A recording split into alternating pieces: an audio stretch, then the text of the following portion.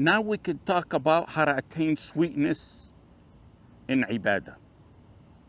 The first step is to steer clear of the opposite, which means staying away from sins. Sins act as a wall that prevents you from experiencing the true joy of ibadah. The greater the sins are, whether they're major or minor sins, the further away you are from savoring the sweetness of ibadat. Wuhayb ibn al-Ward al-Makki was a tabi'i, and he was asked, can someone who's sinning experience the sweetness of ibadah? He said no.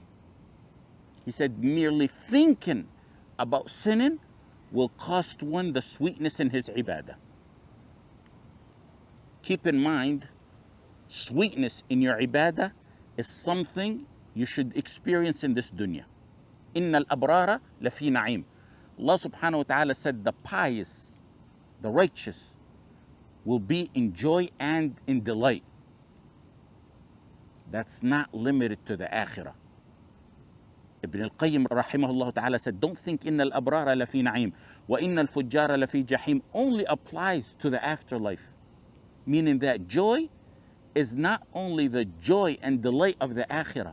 He said na'im here refers to the feeling of joy that occurs in all three phases of existence. He means by that the righteous will enjoy sweetness in this dunya, the first phase, and in the second phase, in the barzakh, the intermediate state, in the grave, and in the afterlife. You need to feel that sweetness in this dunya, and that only comes through ibadah. Ibn Taymiyyah rahimahullah ta'ala stated something very essential about this. And I'm referring to the meaning rather than the direct word for word translation, as I'm not using any notes and I haven't reviewed it in some time. He said rahimahullah ta'ala, if you don't feel sweetness and joy in your heart when you perform ibadat, then you're doing something wrong. Why? Because he said Allah subhanahu wa ta'ala is ash-shakur. Ash-shakur means he's the most appreciative. That means he rewards those who perform ibadat with a sense of sweetness in their hearts, and he grants them peace of mind in this dunya, because he is ash-shakur. And that's aside from what they get in the akhirah. So if you don't feel that way, then something about your ibadah isn't right. It needs improvement. What one should look into, if they're not feeling this, is the effect of sins on taking away the blessing of sweetness in ibadah. A poet, and it's supposedly attributed to Ali ibn Abi Talib radiallahu anhu, said, إِذَا كُنْتَ فِي نِعْمَةٍ فَرْعَهَا فَإِنَّ الذُّنُوبَ تُزِيلُ النِّعَمِ. If you find yourself in a state of blessing, cherish it, because sins erase those blessings. Protect your ni'mah and blessings through obedience to Allah subhanahu wa ta'ala, because He's swift in His retribution. As a believer in Tawheed, among the biggest ni'am of Allah subhanahu wa ta'ala on this earth is finding sweetness in your ibadah. That's a ni'mah that many people fail to recognize as such. When you talk to a lot of people, they often say things like, I don't want to sin because I'm making dua for a promotion, and I don't want Allah subhanahu wa ta'ala to turn me down. I don't want to sin because I don't want to face financial problems or issues in my marriage, or so that Allah subhanahu wa ta'ala can grant me a righteous spouse. Their focus tends to be more on worldly concerns when it comes to the consequences of sins. But the consequences of sins aren't just limited to the physical, visible troubles that you face in your health and in your finances. There's something even more subtle and more impactful. It's when the light of Iman fades from the heart, and then it causes one to lose the sweetness of ibadah. That's truly among the gravest and greatest punishments of sins. The sweetness of ibadah is among the greatest blessings that Allah subhanahu wa ta'ala bestows on a believer. Strive to experience this joy. And when you reach that status, hold on to that mighty blessing tightly. Ibn al-Jawzi attributed to Ahbar Bani Israel, a scholar or the scholars of Bani Israel, that one or some of them said, "Oh Lord, Ya Allah, how many times do I disobey you without facing any punishment?" And it was replied to them, "How many times were you punished without you even realizing it?" He was told, "Haven't you been deprived of sweetness in your ibadah?"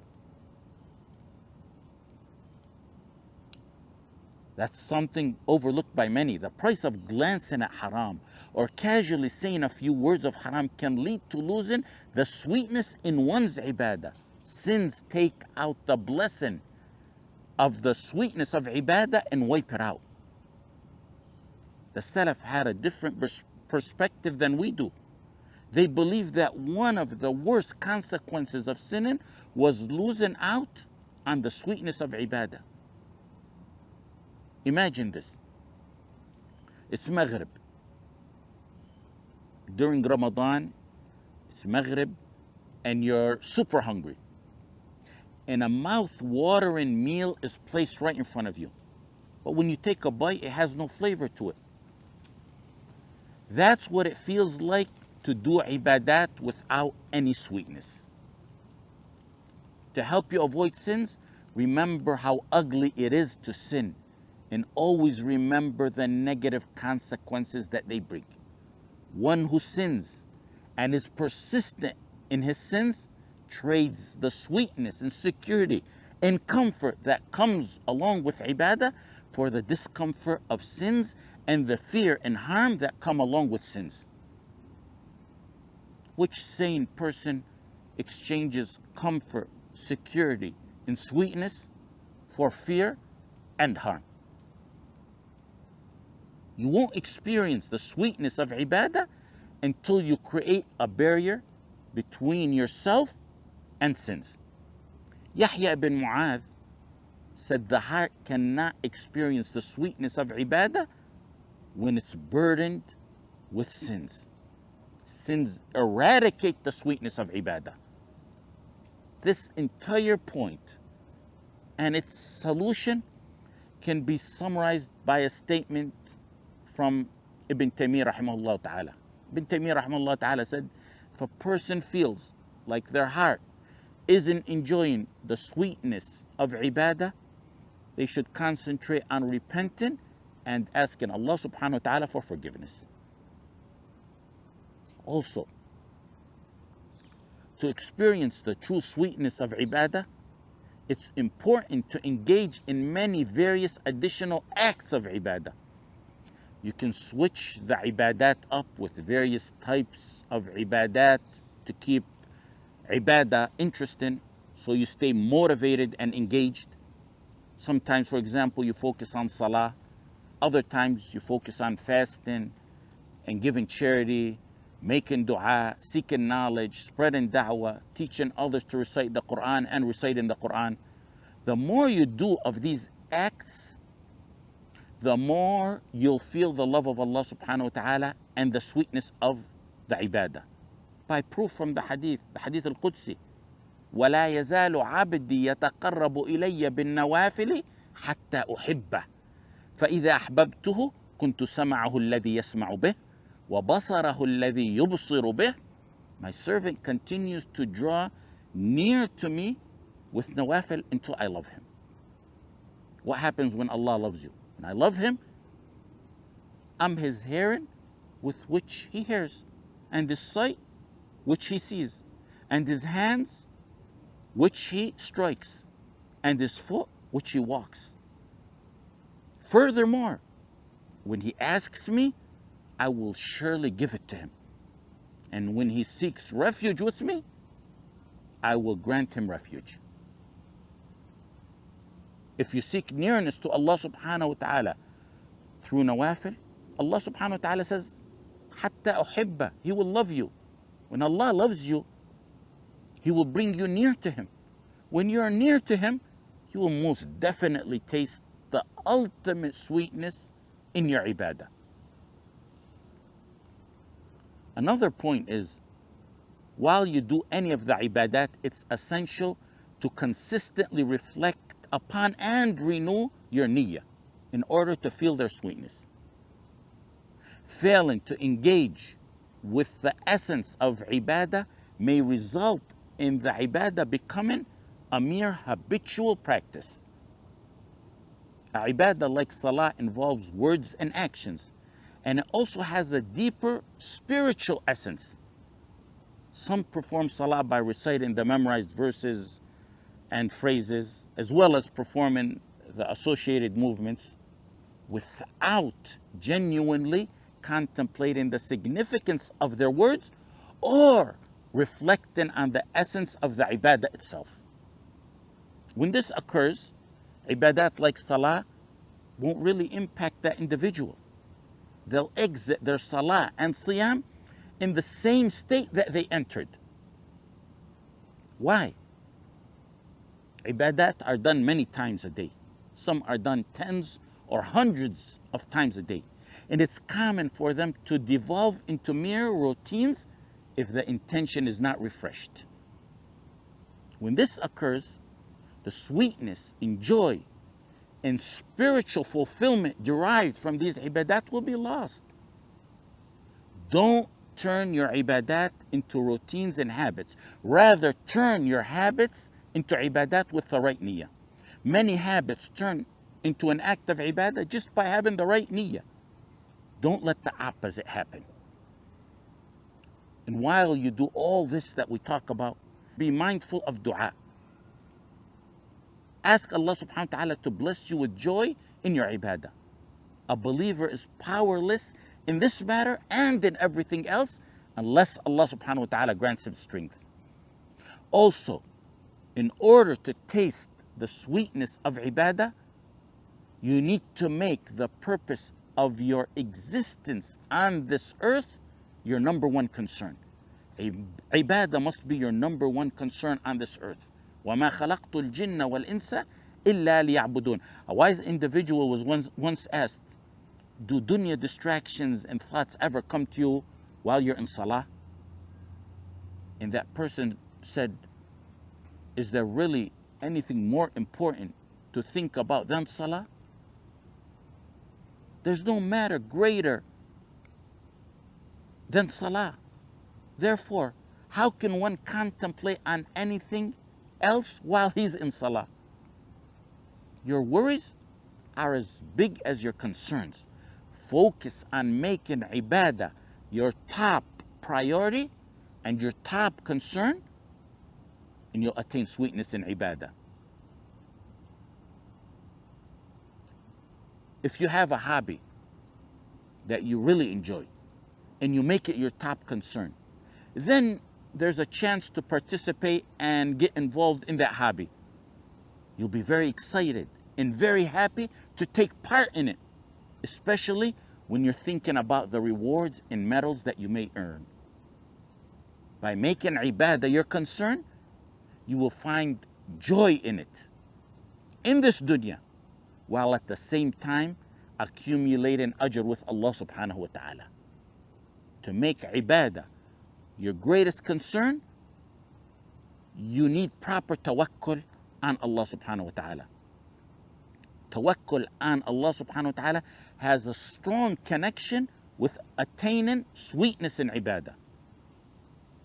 When one places their trust in Allah subhanahu wa ta'ala regarding their sustenance, their marriage, their children, their employment, these matters will diminish in their level of concern because they entrusted them to Allah subhanahu wa ta'ala. That will then elevate the priority of ibadah as their foremost concern. True tawakkul on Allah will make Allah subhanahu wa ta'ala and worshiping Him your biggest concern. You will then find relief from the worries and concerns that you entrusted Allah subhanahu wa ta'ala with. When you perform ibadat, clear your mind of all worldly distractions.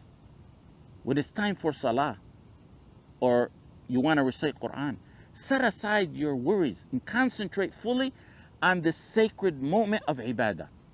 This may prove challenging in the beginning, but with practice, it becomes achievable over time. You need to prepare for ibadah to see its sweetness. For example, attain in khushu' and sweetness in salah starts way before salah, even before adhan. It starts in wudu, if not before. Start your internal preparation for salah with wudu and focus on wudu and khushu' and wudu. Some get surprised when you tell them there's khushu' and wudu. When you think about wudu and you realize that while you're washing your face during wudu, it's not only your physical face you're clearing, it's all the sins you've seen with your eyes being cleansed. Similarly, when you wash your hands, all the wrong things you've done with them are being wiped away. The same goes for your feet, as mentioned in the hadith that's in Sahih Muslim. If you truly understand this and you avoid treating wudu as just a physical act, as most do, you'll experience deep sense of humility and sweetness in wudu, and that will be carried on to the salah. When you contemplate that hadith in Sahih Muslim, and there's many more, you'll realize that the water you're washing your physical parts is in reality brightness you're rinsing your heart out with. Then you can understand why many of the Salaf always renewed their wudu even when they were sure they were on wudu. They sought to add brightness on top of brightness, enjoying the sweetness they never got enough of. After wudu, take some time out to do istighfar, recite the Quran, listen to the adhan with concentration, and repeat after the mu'adhin. Just like what I said about wudu. Many get surprised to know that listening to adhan should be like how you listen to the Quran. Ibn Jurayj related in Musannaf Abdul Razzaq that some of the Salaf used to listen to the adhan in the same manner that they listened to the Quran. They listened attentively, in khushu', in contemplation, repeating after the mu'adhin, making dua between the adhan and the iqamah is essential in preparing you for the salah. Making tawbah and istighfar so you can stand before Allah subhanahu wa ta'ala with a clean slate. Doing all this before salah will attain one's sweetness in those ibadat and then in salah itself. Someone who takes 5 minutes out for salah will not feel the same way as one who prepares himself in the ways that I mentioned. Whatever you do, keep pushing yourself forward in an attempt to create and maintain a feeling of joy in your ibadah. If you don't feel the sweetness in Salat al-Dhuhr, try in Salat al-Asr. If not, try in Salat al-Maghrib. Aim to reach the sweetness of ibadah of Ramadan in the beginning. If you can't, in the middle. If that doesn't work, in the last 10 days. If not, in the 6 days of Shawwal, or the many nawafil that follow, or in next Ramadan, inshallah. Continuously strive to experience the sweetness in ibadah and remain persistent in your efforts. That's a form of jihad in nafs. Some in the past said my nafs was in resistance to the ibadat.